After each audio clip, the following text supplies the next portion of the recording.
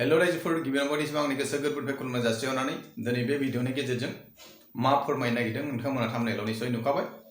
हाथाइनि जिफोर प्रब्लेमखौ लानानै जों गोबांथार खस्थ' मोननांगौ जायो, जेरै हाथाइ सानाय, हाथाइ मिजौनाय, हाथाइ मोदोम बुनाय, थै गनाय, हाथाइया गोसोम दाग जानाय बा हाथाइ गोमो जानाय, बेफोरबायदि गोबां प्रब्लेमनि थाखाय जोङो मा खालामो, डाक्टारनाव थांनांगौ जायो एबा डाक्टारनाव जोङो थाङो। नाथाय डाक्टारनाव थाङालासिनो किसुमानखौ जों मारै खम खरसावनो न'आवनो बानायनानै बाहायोबा जों बेनि फिथाइखौ मोननो हायो। गोबाङानो कमेन्टआव बुंहरदों डक्टरनाव थांनाङा नामा, बेजों गासिबो जाजोबगोन नामा। आं बुङाखै दि डक्टरनाव थांनाङा बा डक्टरनाव दाथां होननानै। डक्टरनाव थांनांगौ, नाथाय डक्टरनाव थांनाय लोगो लोगो हाथाइ थाइसे बख'योबा रोजासे लायो। बे रोजासेया हयथ' सोरनावबा गैयाबो जानो हागौ। दा बे मानसिनि थाखाय जुदि बे हाथाइ गोसोम जानाय बा हाथाइ बुनाय, थै गनाय बेफोरखौ जुदि बे बानायनाय मुलिजों हामोबा बिथांनियाव एसेबाबो सहाय जागोन साननानैसो आं बे भिडिअफोरखौ बानायो। दा नंखाय रायजोफोर जायफ्रा नांगौ सानो नोंथांमोना बाहायबानो जाबाय, आरो जायनो नाङा नोंथांमोना बाहायाबानो जाबाय।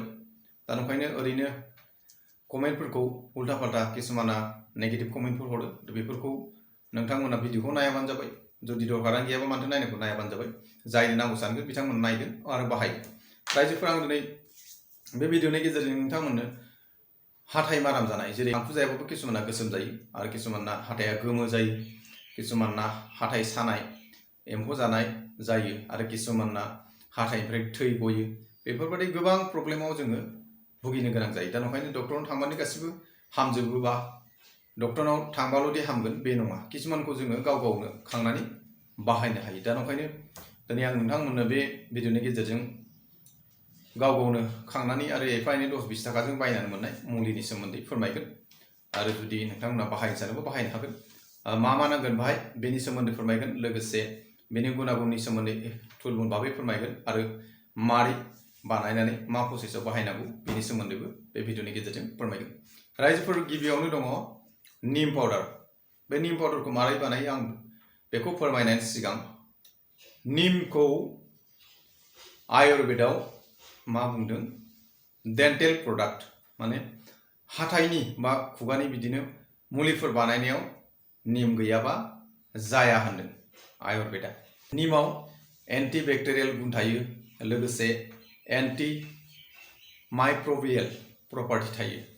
निमाव गोबांथार गुन थायो हिसाबै निमा खुगानि इनफेक्सन, खुगा मोनामनाय, बिदिनो हाथाइ बुनाय गोबांथार प्रब्लेमफोरखौ हमथायो। आरो बे निम पाउडारखौ मारै मोनगोन बा मारै बानायनो हागोन बेनि सोमोन्दै आं फोरमायनोसै। निम पाउडारखौ जायफोरनाव निम बिलाइ दं, निम बिफां दं, नोंथांमोना बे बिलाइखौ खानानै सान्दुंआव एसे फोरानदो। फोराननानै सिख्रबबाबो बे गेब्लेजोबखायो। आरो जुदि बाराद्राय गेब्लेथाराखैबा, जुदि मिक्साराव बाहायनो गोसोबा मिक्सारावबो बाहायनानै लानो हागोन। अब्लानो निम पाउडारखौ जों जगार खालामना लानो हागोन। बेजों लोगोसे 2 नम्बराव दङ हालदै पाउडार। हालदै पाउडारखौ गोबांथार मुलियाव बाहायो होननानै जों बयबो मिथिखागौ। हालदैयाव स्ट्रं एन्टि बेक्टेरियेल गुन थायो। दा बेनि थाखायनो खुगानि नाङै बेक्टेरियाफोरखौ बुथारनायाव सहाय खालामो। हालदैयाव स्ट्रं इनफ्लेमेटरि गुन थायो। दा बे इनफ्लेमेटरि गुन थानायनि थाखायनो खुगानि मोनामनाय, हाथाइ सानाय, हाथाइ गोमो जानाय, हाथाइ बुनायाव हालदैया सहाय खालामो। 3 नम्बराव दङ लं। लंआव इउजिनिल कम्पाउन्ड थायो। बिनि थाखायनो हाथाइ सानाय, हाथाइ मोदोम बुनायनि सानाय बा खुगा मोनामनायखौ खम खालामनायजों लोगोसे लंआव एन्टि बेक्टेरियेल प्रपार्टि थानायनि थाखाय हाथाइ जामनायखौ खमायो आरो हाथाइ जामनायखौ खमायनायजों लोगोसे हाथाइ गोमो जानायखौबो खम खालामनो हानाय बाहाय गुन दङ। 4 नम्बराव दङ सन्दुक लबन बा रक सल्ट। बे सन्दुक लबनखौ बाजाराव 10 थाखानि बायबानो मोनो। सन्दुक लबनाव केलसियाम, पटेसियाम, मेगनेसियाम गुन थानायनि थाखाय हाथाइ सानाय, हाथाइ मोदोम बुनाय आरो बिसखौ दानगारनायाव सहाय खालामो, लोगोसे खुगानि एसिडखौ निउट्रेलाइज खालामनायावबो सहाय खालामो। बे सन्दुक लबनाव एन्टि बेक्टेरियेल प्रपार्टि थायो। खुगा मोनामनाय, हाथाइ माराम जानाय, हाथाइ गोमो जानाय, हाथाइ जामनायखौ खमायनायाव सहाय खालामो। 5 नम्बराव दङ फिटकिरि। फिटकिरियाव गोबांथार गुन दङ। बे फिटकिरिखौ जोङो ओरैनो खानाय सिनग्राफ्राव दारि सैनायाव बौनाय जायगाफ्राव बाहायनाय नुनो मोनो। बे फिटकिरियाव एन्टिसेप्टिक गुन थानायनि थाखाय बौनायाव थै गनायफोरखौ खम खालामनायाव सहाय खालामो। दा ओंखायनो बे फिटकिरिखौ जोङो हाथाइनि थै गनायाव बाहायनो हायो। रायजोफोर, आं दिनै बे भिडिअनि गेजेरजों नोंथांमोननो मा नांगौ बेखौ फोरमायबाय, लोगोसे बेनि गुनागुननि सोमोन्दै थुलमुल भाबै फोरमायबाय। आं दानिया नोंथांमोननो बे मुलिफोरखौ मारै बानायनानै बाहायो बे प्रसेसखौ देखायनोसै। नोंथांमोना एसे गोसो होनानै नायदो मारै बानायनांगौ। लोगोसे नोंथांमोनाबो होमबानो न'आव इजिलि बानायनानै लानो हागोन आरो बाहायनो हागोन। मुलि बानायनाय प्रसेसखौ आं नोंथांमोननो फारि फारि खोन्थालांसै 1 नाम्बारनिफ्राय। रायजोफोर, बेनो जाबाय निम पाउडारा। निम गोथांखौ लादो, बेखौ फोराननानै ओरैनो सिख्रबनोबो हागोन। सिख्रबनानै जुदि बाराद्राय गेब्लेयाबा मिक्साराव होबानो जाबाय, आरो नङाबा मोनसे बुद्धि खालामनो हागोन।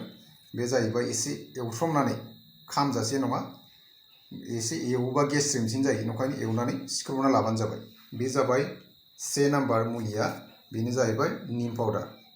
2 नाम्बारा नैबे हालदै पाउडारानो। 3 नाम्बाराव दंमोन लं।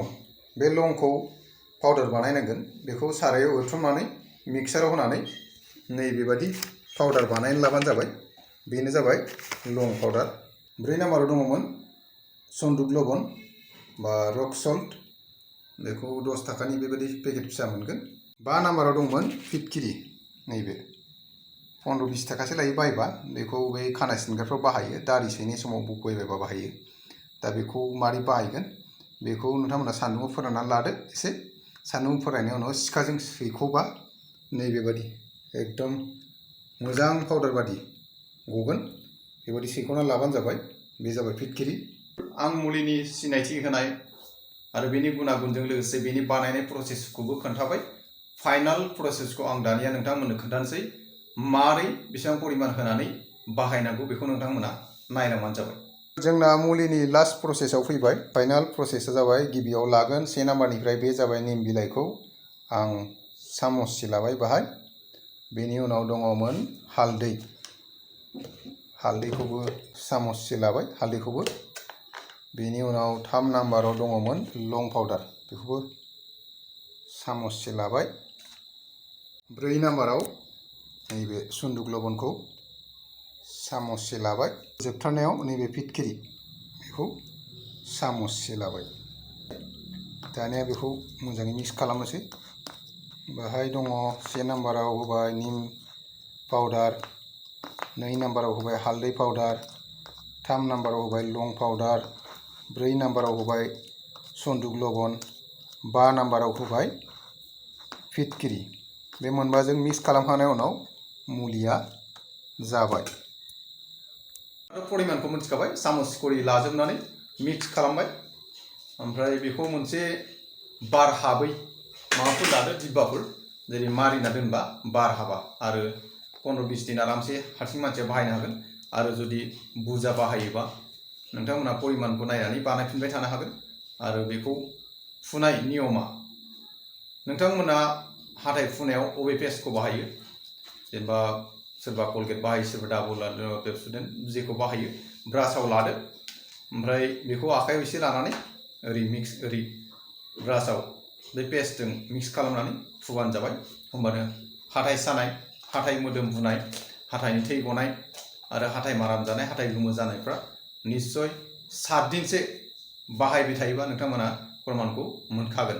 आरो सानसेयाव जुदि हायोबा 2 बा 3 जुदि बाहायोबा थाबसिन प्रमाणखौ मोनगोन। दा ओंखायनो रायजोफोर बाहायनानै नायदो। बेनो जाबाय दिनै नोंथांमोननो मुलिनि परिमाण, बेनि गुनागुननि सोमोन्दै थुलुर भाबै फोरमायबाय। लोगोसे माखौ बानायनांगौ बेनि सोमोन्दैबो फोरमायबाय। बाहायनानै नायदो, निस्सय प्रमाणखौ मोनगोन। आरो बेखिनिखौनो बुंनानै आंनि भिडिअखौ एसेयावनो दोनथ'नाय जाबाय। गोजोन्थों।